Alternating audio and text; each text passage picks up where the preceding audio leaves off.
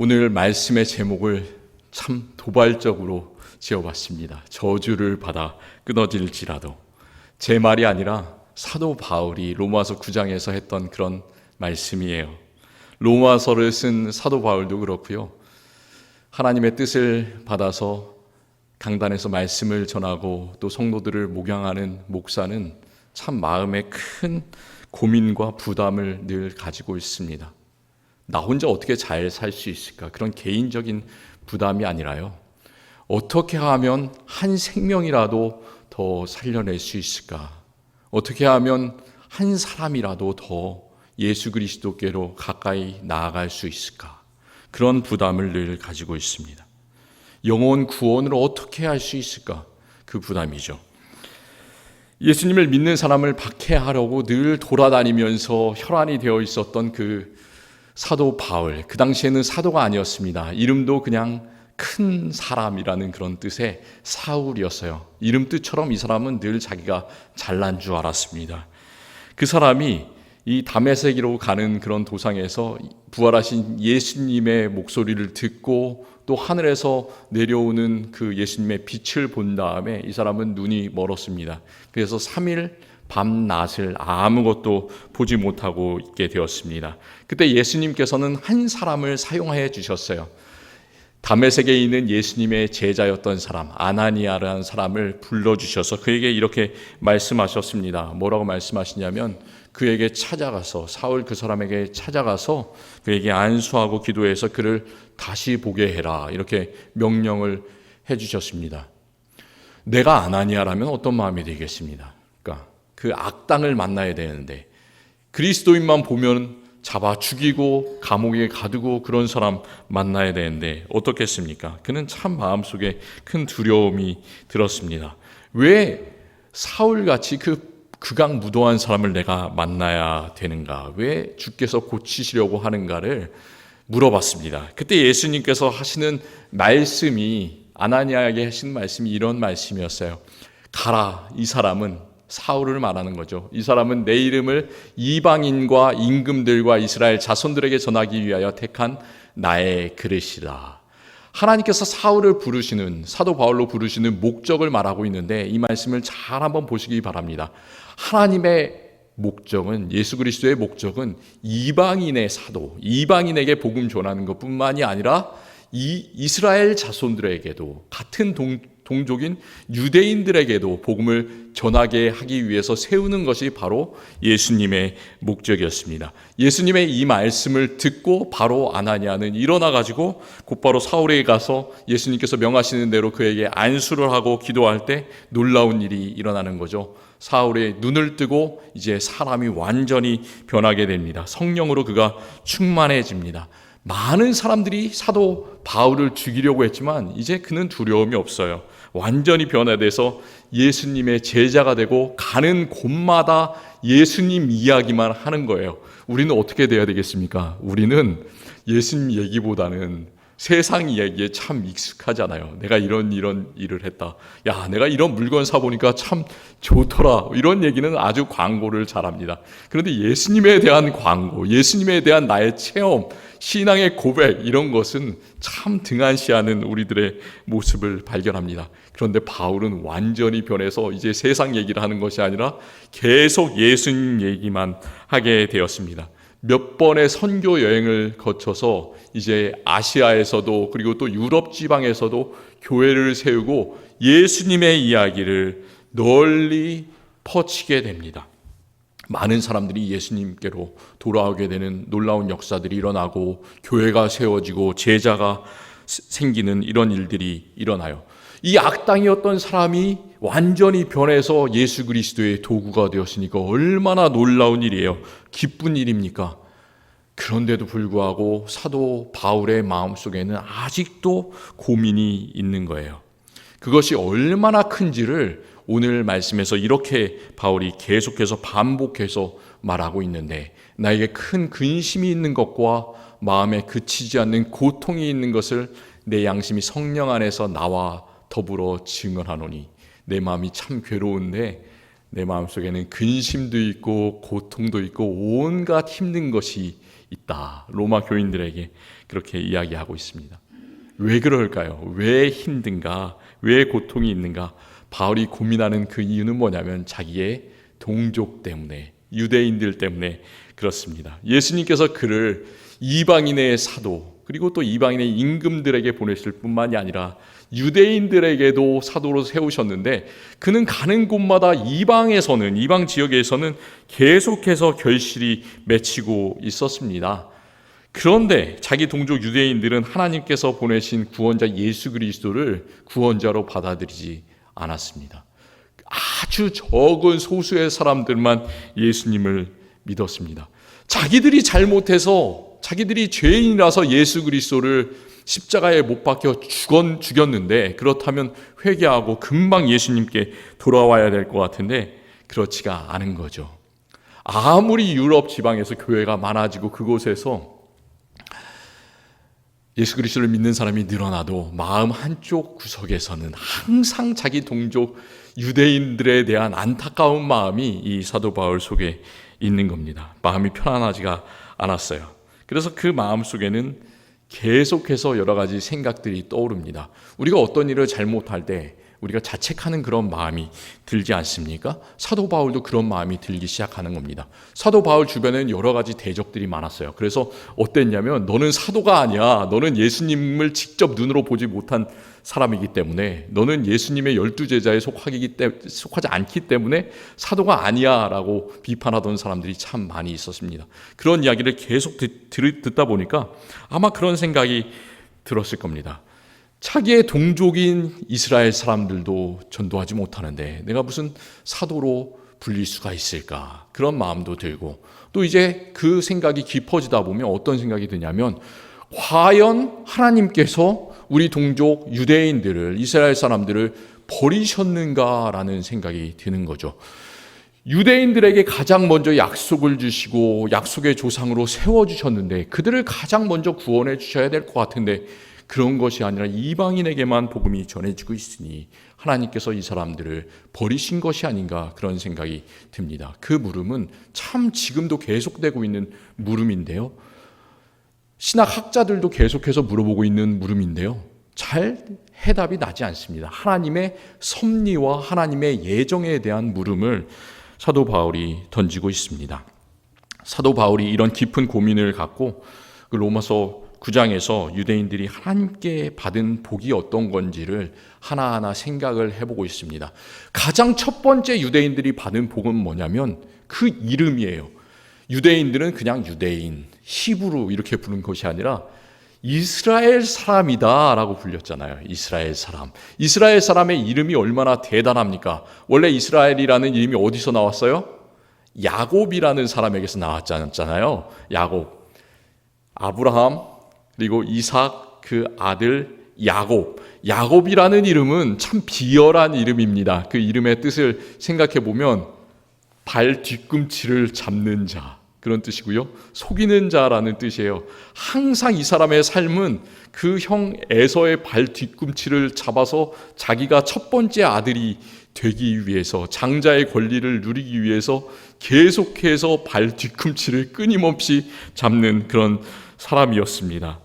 그리고 나서 그 형의 장자권을 결국 자기가 받고, 또 아버지의 축복을 이제 아버지 말년에 받고 나서 이제 형 에서가 무서워서 그 자리를 피해서 어머니 고향으로 도망갔을 때 그곳에서 20년이 넘는 세월을 방랑 생활을 합니다. 그곳에서 아무리 많은 그런 가족들과 또 재산들과 가축들과 이런 거 얻으면 뭐예요? 자기는 아직도 마음속에 그런 갈등이 남아있잖아요. 아직도 형과의 그런 관계를 풀지를 못했잖아요. 이제 20년 만에 자기 고향으로 돌아갑니다. 에서 형을 만나려고 했는데, 자기를 죽이려고 했던 그 형을 만나려고 했는데 마음이 아직도 두렵습니다. 그때 뭘 했습니까? 이 야곱이 했던 일이 기도하는 거예요. 우리도 마찬가지로 참 우리 힘으로 해결되지 않을 때, 우리가 아무리 고민해도 해결되지 않을 때는 하나님께 나아가야 됩니다. 기도해야 됩니다. 그게 해결될 때까지 하나님의 옷자락을 놓지 마세요. 계속해서 붙잡고 있으시기 바랍니다. 야곱이 그랬어요. 야곱이 밤새도록 그 모든 자기의 가족들, 가축들, 재산들과 떨어져서 혼자 이제 하나님께 기도하는데 하나님의 사자가 나타나셨을 때 이렇게 이야기를 합니다. 당신이 축복하지 않으면 당신을 가게 하지 않겠습니다. 그러면서 하나님을 끝까지 붙잡았습니다. 그때 하나님께서 하시는 말씀이 바로 이 말씀이죠. 이름을 바꿔주시는데 너의 이름을 다시는 야곱이라 부를 것이 아니요 이스라엘이라 부를 것이니 이는 너가 하나님과 및 사람들로 겨루어 이겼음이니라. 이스라엘이라는 그런 이름의 뜻은 하나님과 겨루어 이긴 자라는 뜻이죠. 그 비열한 이름 야곱이라는 이름을 가졌던 사람이 이스라엘이라는 이름으로 바뀌었습니다. 그리고 그 이스라엘이라는 이름이 이 야곱뿐만이 아니라 대대손손 거쳐가면서 그 민족의 이름이 되었고 이 민족은 오직 하나님만을 섬기는 놀라운 백성들이 되었습니다. 그러니까 얼마나 자랑스러운 이름이 이 이스라엘 사람이라는 이름이에요. 또 바울은 이 이스라엘 사람들이 양자됨이 있다고 합니다. 양자됨, 영어로는 어놉션이라고 부르는 어놉티드 이런 말인데요. 이 국어사전에서는 우리 한국말에서는 양자라는 말이 별로 좋지 않은 뜻으로 이제 사용될 때가 많이 있습니다. 뭔가 그 아버지 엄마의 아들이 아닌데 데리고 온 아들 뭐 이런 식으로 되는 그런 경우가 많은데 이 양자됨이라는 말이 성경에서는 나쁜 뜻이 아니라 아주 좋은 뜻이에요. 하나님의 가족으로 받아들여졌다. 그런 뜻입니다. 그래서 이 사람은 온전히 자녀의 권세를 누리게 되었다라는 말입니다. 하나님께 아들, 딸이 된 우리들은 어떤 권세를 얻습니까? 다른 사람들은 하나님을 아빠라고 아버지라고 부르지를 못하는데 우리는 언제나 하나님께 나아가서 친근하게 아빠라고 힘들 때는 아버지라고 기도할 수 있지 않습니까? 그게 얼마나 놀라운 권세입니까? 바로 그것이 이스라엘 사람들이 받은 양자됨의 권리라고 말씀을 합니다. 이스라엘 사람들이 또 무엇이 있냐? 영광이 있다고 그래요. 영광이 무슨 뜻입니까? 영광. 하나님께 영광 돌립니다. 우리가 이런 말 많이 하잖아요. 왜 그런 말을 하냐면 사람에게 영광 돌립니다. 이런 말 합니까? 하지 않잖아요. 왜 그러냐면 영광이라는 말은 사람에게 붙일 수 있는 말이 아니라 오직 하나님께만 붙일 수 있는 그런 말이에요.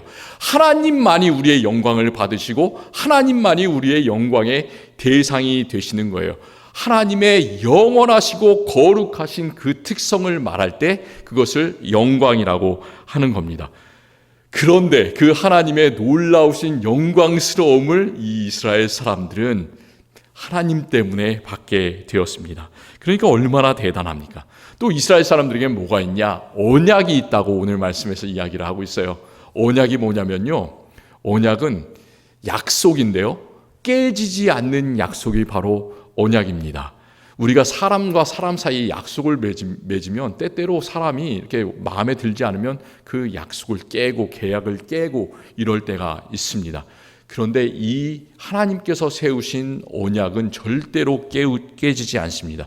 그 언약은 어떤 언약이냐면 하나님께서 이스라엘 백성에게 해주시는 것 그리고 이스라엘 백성들이 하나님께 하는 것 양쪽의 모든 관계가 합쳐져 있는 그런 언약이에요. 그래서 그것을 쌍무계약이라고 합니다. 모든 하나님도 그렇고 사람도 그렇고 의무를 가지고 있는 그런 언약입니다. 사람이 하나님께 해야 되는 것은 무엇입니까? 그것은 뭐냐면 하나님을 계속해서 섬겨야 되는 것이죠.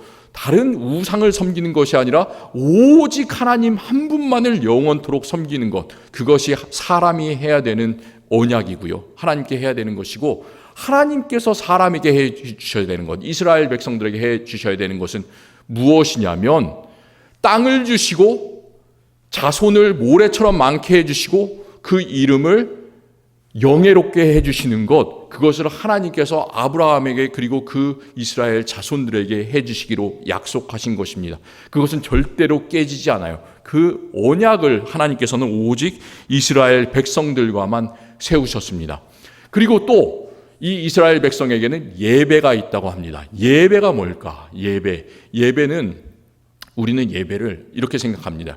우리가 시간을 계획하고 우리가 정해서 우리의 마음대로 하나님께 드리는 것, 이것이 예배가 아닌가 인간 중심적으로 생각하는데요.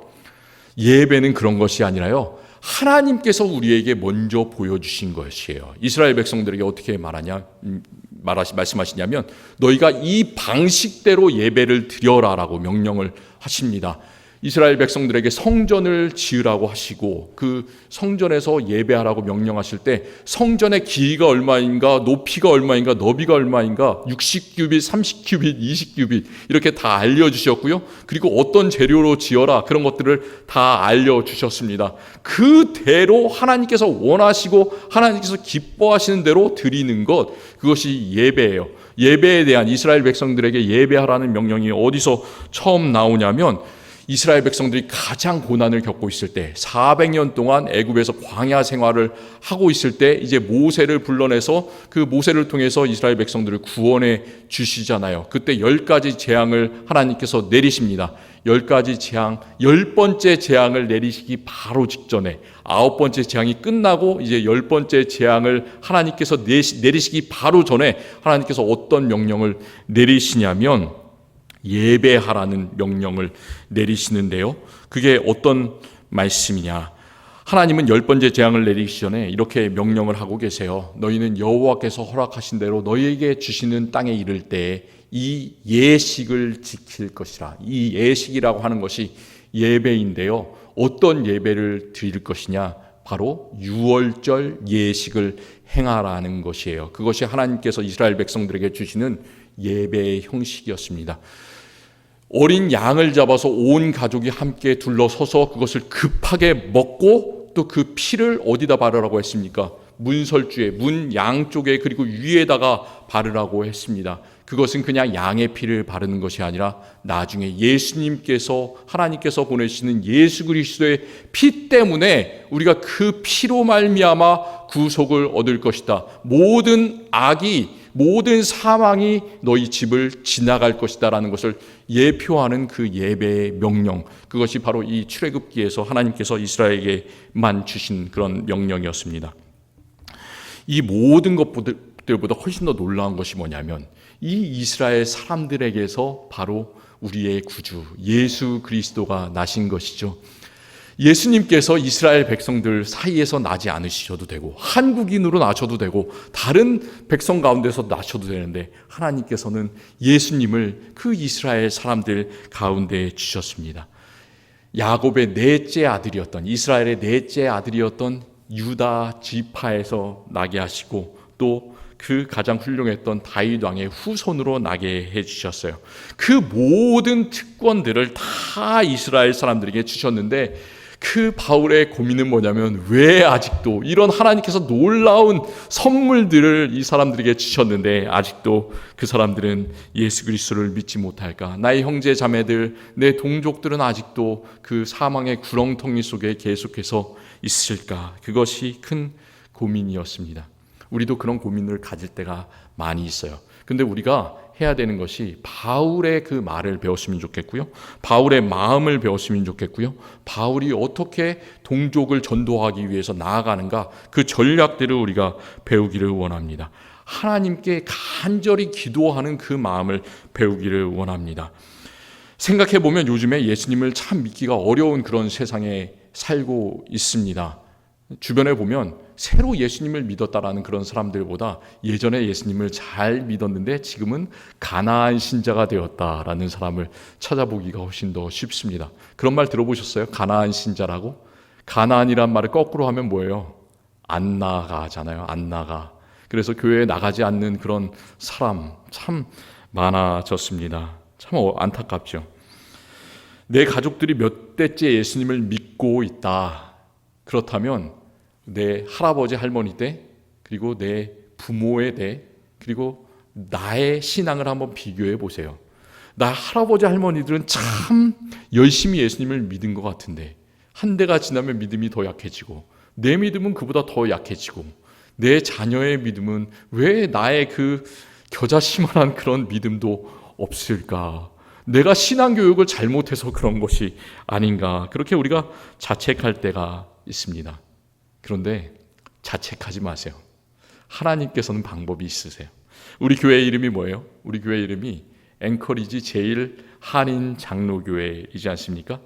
제일이라는 말이 들어있는 교회는 아무 교회나 제일이라는 그런 말을 붙이지 않습니다. 그 지역에서 가장 먼저 세워진 가장 오래된 교회에 제일이라는 그런 이름을 붙이고요. 가장 신앙심이 깊은 사람들이 모인 교회, 가장 역사와 전통을 자랑하고 신앙적인 유산을 몇 대째에 걸쳐서 이어가고 있는 교회, 그런 교회에 제일이라는 이름을 붙입니다. 그러니까 그 우리 교회의 이름은 참 대단한 이름이에요. 마치 이스라엘 백성들이 이스라엘이라는 이름을 하나님께 선물로 받은 것처럼 우리도 제일 한인 장로교회라는 이름을 하나님께 선물로 받은 그런 사람들입니다. 그런데 우리가 그 이름에 맞는 걸맞는 신앙생활을 하고 있는지를, 신앙의 깊이를 가지고 있는지를 우리 한 명 한 명이 잘 생각해 보셨으면 좋겠습니다. 하나님께서는 참 우리에게도 많은 선물을 주셨습니다. 우리도 하나님의 양자가 돼서 우리의 하나님의 아들, 딸이 되었고요. 영광이 있고 언약이 있고 깨어지지 않는 약속이 있고 이 아름다운 예배당이 있고 믿음의 조상들이 있고, 하나님께서는 우리에게 이렇게 모든 것들을 이스라엘 백성들에게 주신 것처럼 선물로 주셨습니다. 그런 우리에게 하나님께서 원하시는 것은 과연 무엇이겠습니까? 하나님은 먼저 우리가 믿음 없음을 자책하지 않기를 원하십니다. 때때로 우리는 마음속에 여러 가지 믿음에 대한 자책이 드는데요. 우리가 그 자책감 대신에 영혼 구원의 놀라운 열망을 하나님께서는 품기를 원하십니다. 그 간절함을 오늘 말씀의 제목처럼 사도 바울은 3절에서 이렇게 증언을 하고 있는데요. 나의 형제 곧 고륙의 친척을 위하여 내 자신이 저주를 받아 그리스도에게서 끊어질지라도 원하는 바로다. 어떻게 이런 말을 할 수 있겠습니까? 혹시 내 가족 친척들에게, 내가 사랑하는 사람들에게 이런 말 할 수 있겠습니까? 이 말이 어떤 말이냐면, 하나님께서 내 사랑하는 내 형제, 내 자녀, 내 사랑하는 주변 사람들, 이 사람들은 구원시켜 주시되 나는 이 사람들 대신에 저주를 받아서 끊어져도 좋습니다. 끊어지면 어떻게 돼요? 그리스도에게서 끊어지면 그 사람은 영원한 지옥 형벌 받을 수밖에 없는 것이죠. 나는 지옥에 가도 좋으니까 제발 이 사람들 구원해 주십시오. 어떻게 이런 말을 합니까? 그런데 바울의 이 말은 잘 생각해 보면 예수님께서 하신 그런 말씀이세요. 예수님께서 이제 자신의 십자가의 죽음을 딱 하루 남겨두시고 제자들 앞에서 대제사장의 그 기도를 하십니다. 그 제자들만을 위해서 기도하신 것이 아니라 그 제자들 때문에 예수님을 믿게 되는 사람들, 제발 그 사람들을 살려 주십시오. 이렇게 기도를 합니다. 아버지요, 아버지께서 내 안에, 내가 아버지 안에 있는 것 같이 그들도 다 하나가 되어 우리 안에, 아버지와 나 안에 있게 하사 세상으로 아버지께서 나를 보내신 것을 믿게 하옵소서. 예수님께서는 한마디 두 마디만 기도하시는 것이 아니라 그 예수님의 기도는 끝이 없으세요. 계속해서 요한복음 14장부터 17장까지에 걸쳐서 계속해서 기도를 하고 계십니다. 왜냐? 참 불쌍한 사람들, 그 사랑하는 마음이 너무나 간절하기 때문에 예수님께서는 그러셨습니다. 바울의 그 간절한 마음이, 그리고 예수님의 그 간절한 마음이 우리에게도 있기를 간절히 원합니다. 내 자녀들은 정말로 꼭 예수님을 믿고 구원을 받았으면 좋겠습니다. 내 자신은 끊어질지라도, 내 자신은 하나님께서 하나님의 처분에 맡기고 어떻게 될지 모르겠지만 정말 내 자녀들은, 내가 사랑하는 사람들은 참 구원을 받았으면 좋겠습니다. 우리 앵커리지에 한인들이 얼마 있다고 그럽니까? 한인들이 7,000명이 있다고 하지 않습니까? 그 사람들이 어떤 환경에 처해 있든지 간에, 그 사람들의 생각이 어떤지 간에 내 사랑하는 동족들, 동포들, 그 형제 자매들은 정말로 교회로 나오고 예수님을 믿었으면 좋겠습니다. 그 마음이 우리 마음속에서 정말로 간절하게 매일매일 솟아났으면 참 좋겠습니다. 그 간절한 기도의 소원들이 우리의 마음속에서 진정으로 매일매일 자라났으면 좋겠습니다. 그러기 위해서 우리가 꼭 기억해야 되는 구절이 뭐냐면 이 구절이에요. 로마서 9장 1절의 앞부분에 있는 말씀. 사도 바울이 힘을 줘서 이런 말씀을 강조를 하고 있는데 내가 그리스도 안에서 참말을 하고 거짓말을 하지 아니하노라. 이 말이 어떤 말이냐면 내가 마음속에 고통이 있다라는 것이 참말이고 거짓말이다라는 말이 아니에요. 내가 이게 진짜로 참말이다. 내가 강조해서 말하고 싶은 것이다. 라는 것은 사도 바울이 그 로마서 9장 1절 바로 앞에 있는 말을 강조하고 싶은 겁니다. 어떤 말씀이 있습니까? 로마서 9장 1절 바로 앞에는 하나님의 영광을 찬양하는 예수 그리스도의 놀라운 영광을 찬양하는 이런 말씀이 있습니다. 높음이나 깊음이나 다른 어떤 피조물이라도 우리를 우리 주 예수 그리스도 안에 있는 하나님의 사랑에서 끊을 수 없느니라. 아멘. 예, 그렇습니다. 진정으로 이 말씀은 사실입니다. 참 하나님께로부터 떠나가는 그런 사람들이 있지만 하나님께서 예정하시고 선택하신 그런 사람들은 절대로 하나님께로부터 끊어질 수가 없음을 믿으시기를 바랍니다. 하나님께서는 정말로 우리가 사랑하는 형제 자매들을 끝까지 붙들어 주실 줄로 믿으시기를 바랍니다. 그 간절한 마음을 가지고 그 깊은 확신을 가지고 그들을 구원하기 위해서 간절한 마음으로 기도하시며 하나님의 구원의 도구로 쓰임받는 우리 모든 성도님들이 되시기를 간절히 기원합니다. 기도하겠습니다. 하나님 참 감사합니다.